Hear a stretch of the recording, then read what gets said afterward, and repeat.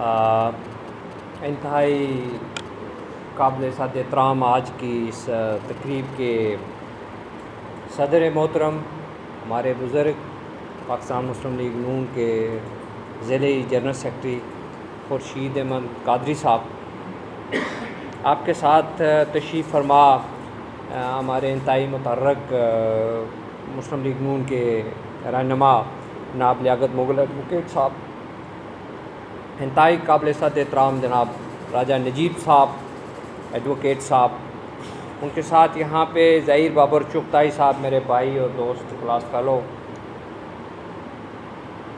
हल्का के सदर यहाँ पे तशरीफ़ फरमाया चौधरी नासिर कमाल एडवोकेट साहब, राजा गुलफराज साहब हमारे भाई बुज़ुर्ग जो आपके सामने तशरीफ़ फरमाए, स्टेज सेक्रेटरी साहब शामुल हक साहब, यहाँ पे मेरे सामने तारक अंजुम मुग़ल जो हमारे यूथ विंग मुस्लिम लीग नून के चेयरमैन मर्ची चेयरमैन कल्चर बोर्ड हैं, हमीद मलक साहब यहाँ पे मौजूद हैं।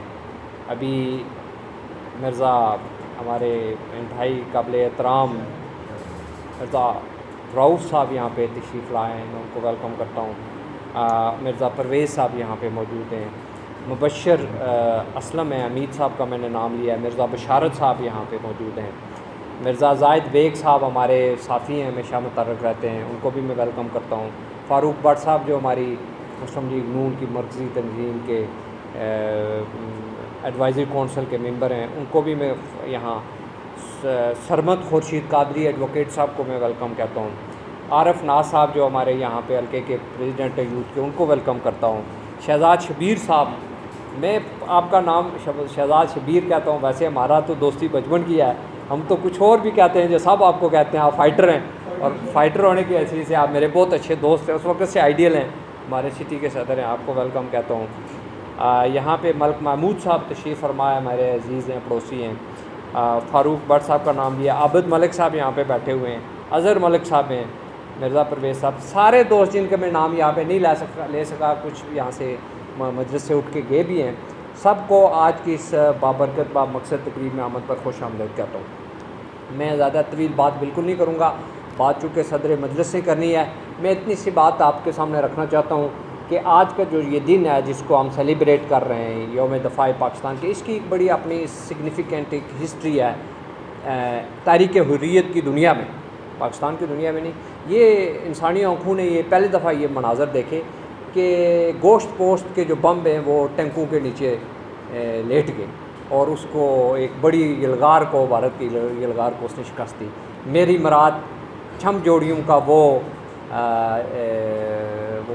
वो महाज था जिसके साथ मेरी बड़ी निस्बत है और मेरा बड़ा फ़ख्र है कि मैं, मेरे वालिद मोहतरम कैप्टन फ़ज़ल इलाही उस जंग के गाज़ी हैं, तो आज के इस दिन की निस्बत से मेरा बहुत सारी चीज़ों के साथ इस मुनासबत से भी बड़ी एक अटैचमेंट है जिसको मैं कंट्रोल नहीं कर सकता।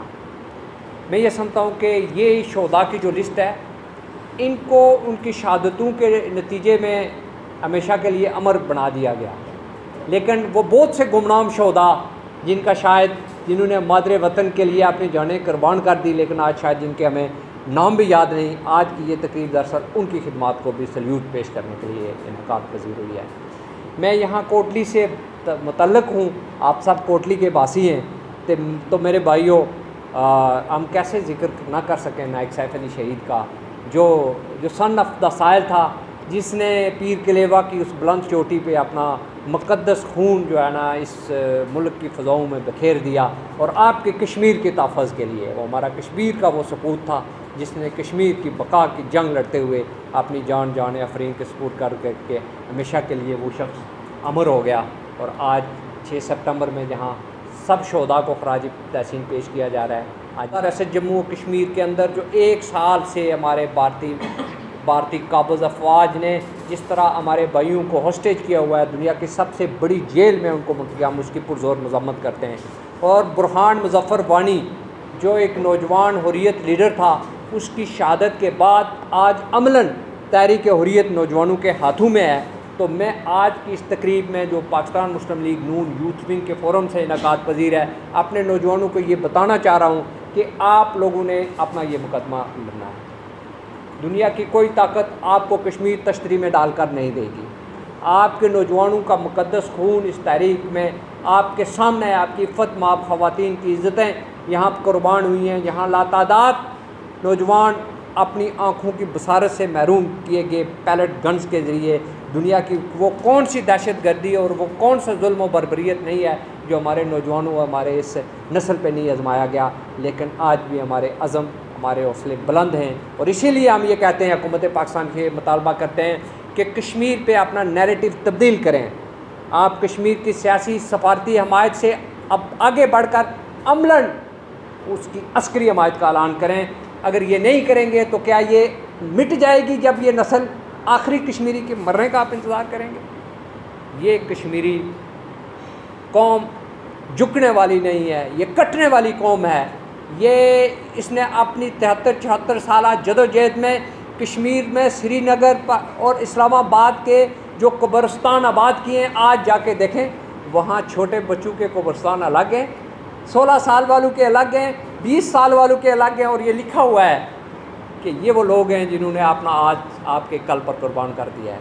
हम इन कुर्बानियों के अमीन और वारिस हैं और हम इसको नहीं भूल सकते और हम इसको भूलना चाहते भी नहीं।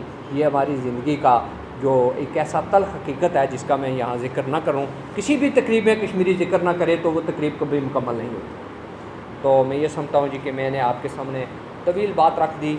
अल्लाह ताला सब शहदा की जो उनके दर्जात को बुलंद फरमाए और वो गाज़ियान पाकिस्तान और गाज़ियान मिल्लत और वो लोग जिन्होंने जिनकी सोच और अमल ने इस मुल्क की लामबंदी की है, फ़िक्री लामबंदी की है। जहाँ पे ज़िक्र हुआ मियाँ मोहम्मद नवाज़ शरीफ ने, जिसने इस मुल्क के तहफ़्फ़ुज़ को एटॉमिक पावर की शक्ल में उसकी जग़राफ़ियाई सरहदों को महफूज बनाया है। आज आपके मुल्क के अंदर कौन सा इंतशार है? आज फ़िक्री और आप एहसासी इंतशार है जिसकी वजह से आपको ये लगता है कि ये मुल्क कैसे कायम रहेगा। अल्हम्दुलिल्लाह ये मुल्क ता क़यामत कायम रहने वाला है। लेकिन एक बात मैं ज़रूर बताना चाहूँगा खुर्शीद कादरी साहब कि अगर किसी मुल्क को गोरी और शाहीन और स्कड मिज़ाइलों ने और एटॉमिक बमों ने बचाना होता तो रशिया आपके सामने यूँ टुकड़े टुकड़े ना हो जाता। उसके पास बड़े बम थे, बड़ी एटॉमिक पावर थी, बड़े मिज़ाइल थे। कमी एक चीज़ की थी कि उन मुल्क के लोग अपने मुल्क की सरहदों से, उनके अंदर नज़रिए से, आपके एहसास से मोहब्बत ख़त्म हो गई थी। वो एक लाइन में लग के चीनी और आटा हासिल करते थे। उनको जो बात उनके मुंह में डाली जाती थी वो कहते थे। लेकिन आपने देखा कि वो देखते देखते वो सोवियत यूनियन छोटे छोटे मुल्कों में पट के रह गया।